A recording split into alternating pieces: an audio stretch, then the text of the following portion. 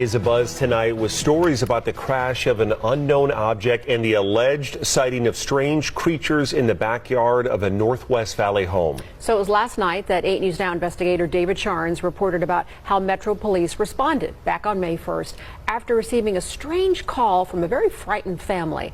Well, our report generated a global response, and now piecing together the sequence of events has been kind of tricky, in part because the primary witnesses have been almost as elusive as the beings they say they encountered.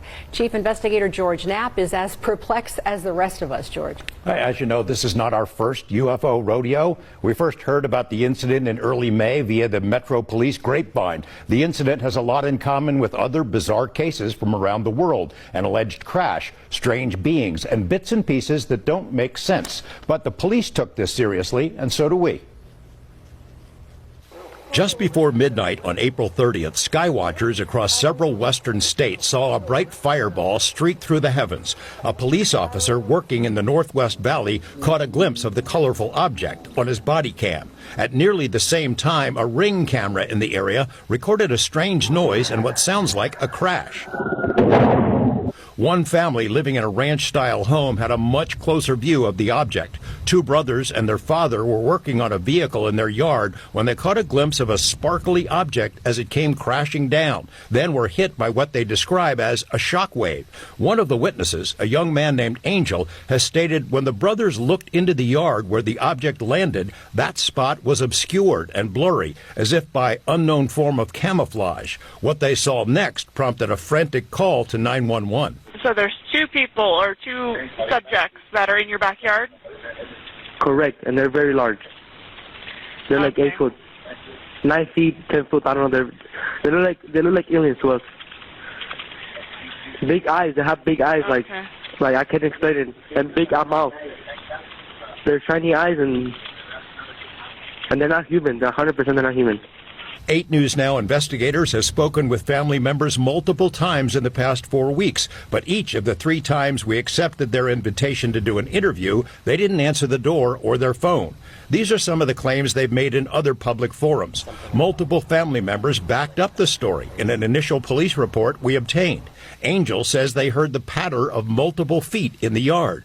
They later heard footsteps on their roof. They saw one of the 8-foot-tall creatures climb behind the controls of a large front loader stored in the yard as if trying to engage it. He got a good look at one of the creatures, he said, a greenish-grayish being with large eyes and long legs. He says he could hear its deep breaths, and when he locked eyes, he was, in essence, frozen in place, couldn't move.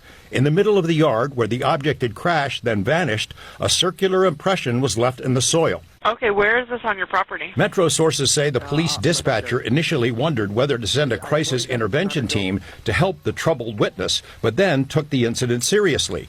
2 officers arrived 38 minutes after the call, and by then had heard from other officers. They proceeded cautiously and managed some nervous laughs. I ain't dealing with that. A few days later, the family says 2 Metro sergeants returned to the scene to ask follow-up questions. The family says they also saw men in suits and sunglasses driving in a car with government plates cruising slowly past the house in the following days. Nellis and Creech have denied any interest or involvement with the incident. Metro has indicated they believe the family that something crashed in their yard. But what?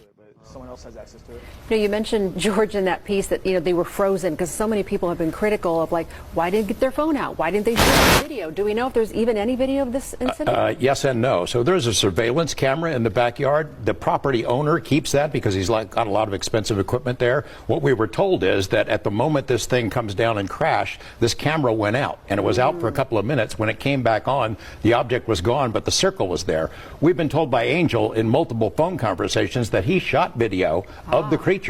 We haven't seen it, and we don't know anybody else who's seen it yet, so maybe he'll release it at some point. It's getting a lot of attention. Yeah, all over. All right, George.